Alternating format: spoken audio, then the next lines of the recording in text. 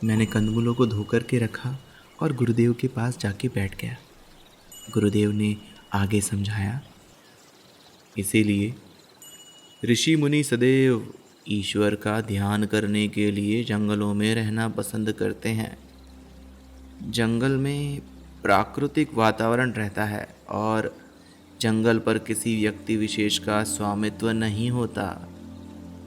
जंगल किसी व्यक्ति के नहीं होते। जंगल आध्यात्मिक साधना के लिए होते हैं, समझे? देखो, भूमि का भी ऐसा ही है।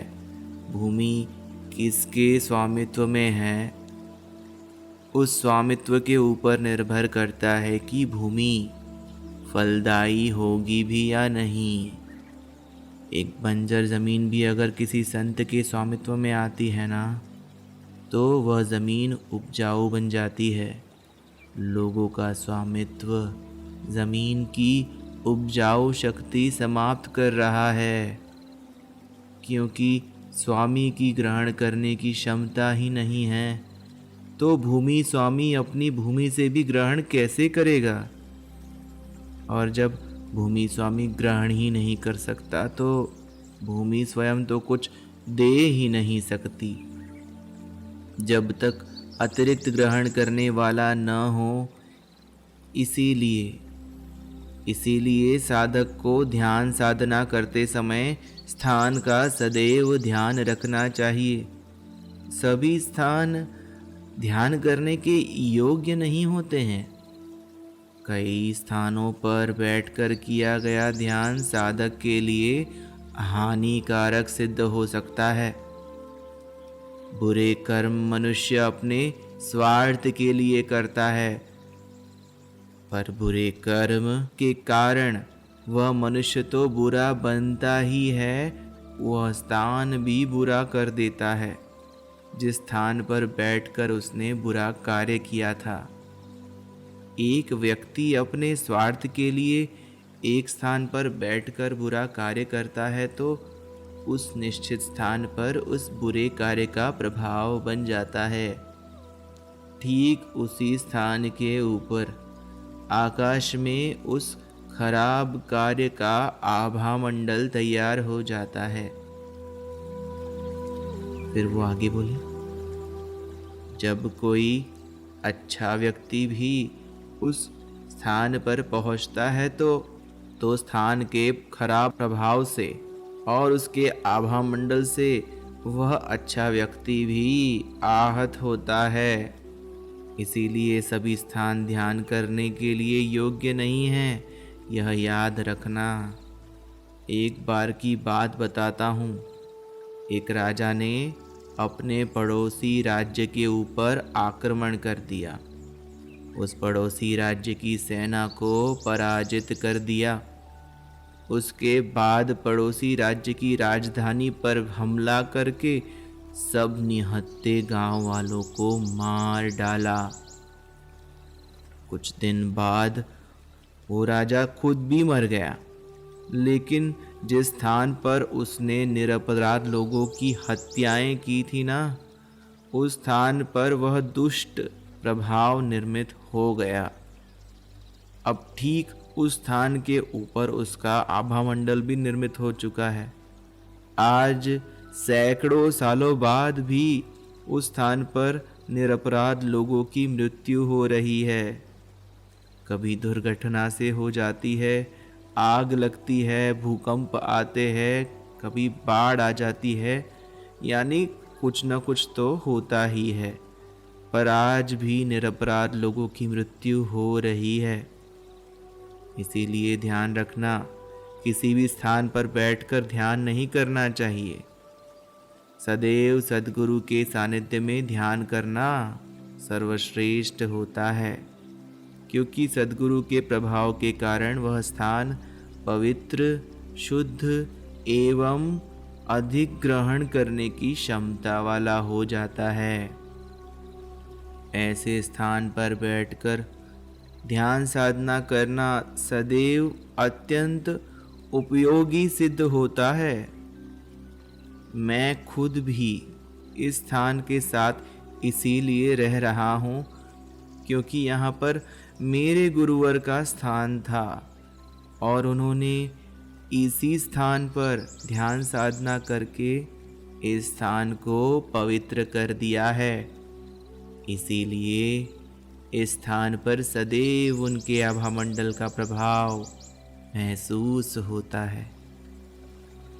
यहाँ पर मैं ही नहीं, ये जो पशु पक्षी देख रहे हो ना, ये भी इस आभामंडल का आनंद ले रहे हैं। इसीलिए इस स्थान पर आसपास के जंगल से अधिक पशु पक्षी विद्यमान हैं। अच्छे आभामंडल का प्रभाव सब पर पड़ता है, पशु पक्षियों को आकर्षित करता है। यही कारण है इस स्थान पर हम सुरक्षित अनुभव करते हैं। पक्षी उसी स्थान पर घोंसले बनाते हैं जहां वे सुरक्षित महसूस करते हैं। अच्छे आभामंडल के प्रभाव में प्राणी सुरक्षित महसूस करता है तो वह स्थान अच्छा लगता है। जिस स्थान पर अच्छा प्रभाव नहीं होता उस स्थान पर एकदम जाने की भी इच्छा नहीं होती। गुरुदेव के सानिध्य में कब सुबह से शाम हो जाती थी पता ही नहीं चलता था। दिन ऐसे जा रहे थे मानो समय को पंख लगाए हों। गुरुदेव की गुफा के आगे के भाग में एक जलाशय था।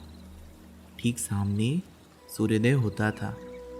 दाहिनी ओर एक जलप्रपात था। उसकी आवाज इतनी तेज होती थी कि गुफा के बाहर बात करने पर ठीक से सुनाई भी नहीं देता था। विभिन्न प्रकार के पक्षी पशु वहां पर पानी पीने के लिए आते थे। ऐसे ही एक सुबह थी जब वे मुझे बोले, मैंने इसीलिए तुम्हें उस जलप्रपात के पानी पर एकाग्रता करने के लिए कहा था, क्योंकि पानी केवल शरीर को शुद्ध नहीं करता बल्कि आत्मा को भी शुद्ध करता है, चित्त को भी शुद्ध करता है। आध्यात्मिक प्रगति के लिए चित्त शुद्धि अत्यंत आवश्यक है। चित्त शुद्धि आध्यात्मिक प्रगति रूपी भवन की आधारशिला है, ऐसा समझो। बिना चित्त शुद्धि के आध्यात्मिक प्रगति तो संभव ही नहीं। चित्त शुद्धि के बिना इसकी शुरुआत तक नहीं कर सकते। हम न अपनों के न हम किसी और के काम के हैं अगर हमारा चित्त शुद्ध ना हो। चित्त शुद्धि कर हम अपने आप को खाली और अनुकूल कर लेते हैं। हमारा चित्त अधिकतर आसक्त ही तो होता है ना। मनुष्य के स्वभाव में आसक्ति ही है। सदैव मनुष्य अपने आसपास की परिस्थिति से संतुष्ट नहीं होता है। ऐसा है, ये ऐसा नहीं होना चाहिए था। ऐसा होता तो अच्छा होता। मनुष्य सदैव प्रयास से अधिक गति से उसका चित्त दौड़ता है। मनुष्य के प्रयास से भी अधिक तो उसका चित्त दौड़ता है। मनुष्य के स्वभाव के कारण चित्त सदैव दौड़ता ही रहता है। सदैव दौड़ने के कारण चित्त चंचल हो जाता है। यह दौड़ने वाला चित्त जब तक स्थिर नहीं होता तब तक कुछ नहीं हो सकता। आध्यात्मिक प्रगति नहीं हो सकती। मनुष्य के चित्त की गति बहुत तेज है। एक क्षण में एक स्थान से दूसरे स्थान पर चला जाता है। सबसे अधिक शक्तिशाली होने के बाद भी चित्त सदैव अत्यंत गतिशील होता है। उसकी गति घोड़े जैसी है, घोड़े जैसी, जिस पर अगर ठीक से नियंत्रण नहीं किया ना तो वह गलत दिशा में जाकर भटका देगी। इस चंचल चित्त रूपी घोड़े पर मनुष्य को नियंत्रण करना पड़ेगा, अन्यथा मनुष्य का चित्त उसी को भटका सकता है। ऐसी आसक्ति के कारण चित्त रूपी घोड़े को तो संतोष की लगाम ही तो रोक सकती है ना।